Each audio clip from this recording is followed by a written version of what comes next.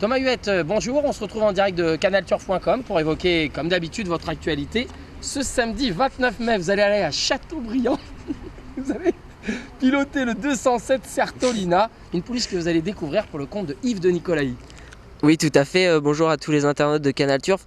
Petite crise de rire en direct parce qu'Antoine a changé de coupe de cheveux, donc c'est assez drôle. Vous n'aurez pas la chance de le voir, mais moi je suis en plein dessus, c'est super sympa.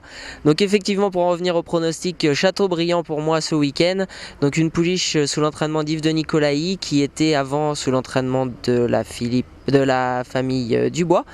Il vient de recevoir la jument en début de saison. Il m'a confié qu'elle était assez prête du moins pour faire une rentrée très convenable. Il en attend une bonne participation. Maintenant l'hippodrome est quand même assez spécial et j'espère qu'elle va s'adapter au profil. Mais avant le coup, d'après les dires de son entraîneur, une chance au moins pour être dans les 5 premiers. Oui, entraînement sérieux, quand ça se déplace, notamment délocalisé en province, c'est quand même de bon augure pour Yves de Nicolaï. En tout cas, on vous le souhaite Thomas. On fonce avec le 309 Quentin de Montargis, un cheval qui reste sur 2 bulles et où la tâche risque d'être difficile. Ouais, tout à fait. Entraînement de Nicolas Madamé, cheval que je vais découvrir, mais en vue de ses dernières performances, la tâche paraît un petit peu difficile. Donc je vous avoue que je ne serais pas surpris de finir nulle part. Et je pense que ce serait une grosse surprise de finir les 3 premiers. Bon, en espérant, peut-être le cheval a progressé, sait-on jamais, on fait confiance à l'entraînement. Le 408 ensuite, Tchatstaya, ça c'est chez Christophe Lotou et ça fait bien l'hippodrome visiblement. Ouais, tout à fait, une pouliche qui est 2 fois l'arrivée sur 5 courses à Châteaubriand. Donc déjà, le profil de l'hippodrome lui convient. L'entraîneur est un entraîneur assez adroit dans ce genre de tournoi, notamment les handicaps. Il sait emmener ses chevaux à une juste valeur sans trop les surestimer. Donc en vue de ses dernières performances, pourquoi pas pour faire partie de la combinaison des 5 premiers en tout cas.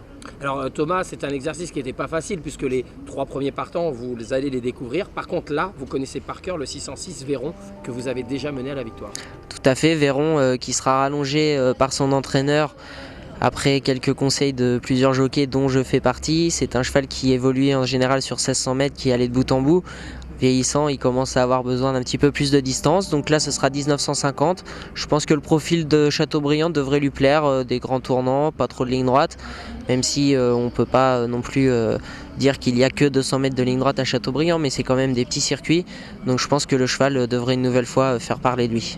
Alors à mon avis, les internautes vont se poser la question en sachant qu'il y a Peter Spring et The Godfather, 2 chevaux que vous avez déjà menés. Alors est-ce que vous pouvez nous donner quelques indications entre Véron et les autres ?